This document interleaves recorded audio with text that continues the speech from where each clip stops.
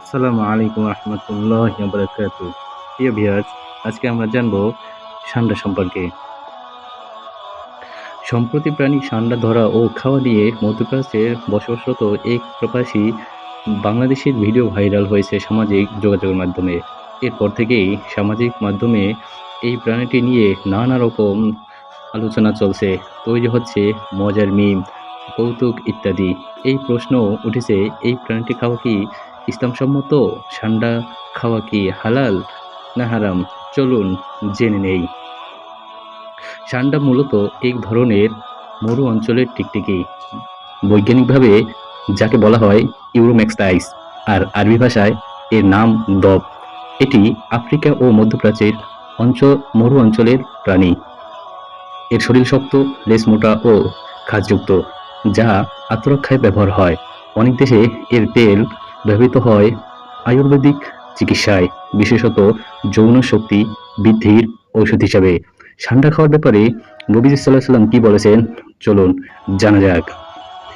আব্দুল্লাহ ইবনে আব্বাস রাদিয়াল্লাহু তাআলা আনহু থেকে বর্ণিত, তিনি বলেন, আমি ও খালিদ ইবনে ওয়ালিদ রাদিয়াল্লাহু তাআলা আনহু আল্লাহর রাসূল সাল্লাল্লাহু আলাইহি ওয়াসাল্লামের সঙ্গে উম্মুল মুমিনিন হযরত মাইমুনা রাদিয়াল্লাহু তাআলার বাড়িতে গেলাম। তখন ভুনা দব বা ষান্ডা আনা হলো। আল্লাহ রাসূল সাল্লাল্লাহু আলাইহি ওয়াসাল্লাম সেদিকে হাত বাড়াচ্ছেন। মাইমুনা রাদিয়াল্লাহু তাআলা আনহু বাড়িতে উপস্থিত নারীদের একজন বললেন, আপনারা আল্লাহর রাসূলকে সাল্লাল্লাহু আলাইহি ওয়াসাল্লামকে জানান তিনি কি খেতে যাচ্ছেন। তখন তারা বললেন, হে আল্লাহ রাসূল, এটি দব বা ষান্ডা। এ কথা শুনে আল্লাহ রাসূল সাল্লাল্লাহু আলাইহি ওয়াসাল্লাম তার হাত তুলে নিলেন। আমি বললাম, হে আল্লাহ রাসূল, এটা কি হারাম? রাসূল সাল্লাল্লাহু আলাইহি ওয়াসাল্লাম বললেন, না, কিন্তু যেহেতু এটা খাওয়ার প্রচলন আমাদের এলাকায় ছিল না, তাই অভ্যাস না থাকার কারণে আমি এটা অপছন্দ করি বা অরুচিকর মনে করি। তখন খালিদ রাদিয়াল্লাহু তাআলা আনহু নবীজির সামনে ওই পাত্রটি টেনে নিয়ে ষান্ডার মাংস খেলেন। সহিহ বুখারী, সহিহ মুসলিম। অর্থাৎ নবীজি সাল্লাল্লাহু আলাইহি ওয়াসাল্লাম অরুচিকর মনে হওয়ায় নিজে ষান্ডা খাননি, তবে সাহাবীদের খেতে নিষেধ করেননি। সাহাবারা তার সামনে এটাই খেয়েছেন। এবার চলুন জানা যাক ইসলামী ইমাম ও ফকিরা কি বলেন। ইসলামী ইমাম ও ফকিরা এর ভিতরে মতভেদ করেছেন। হানাফি ফকিরা বলেন ষান্ডা খাওয়া হারাম, কারণ এটা তার দৃষ্টিতে খবাইস বা নাপাক ও অরুচিকর প্রাণীর অন্তর্ভুক্ত।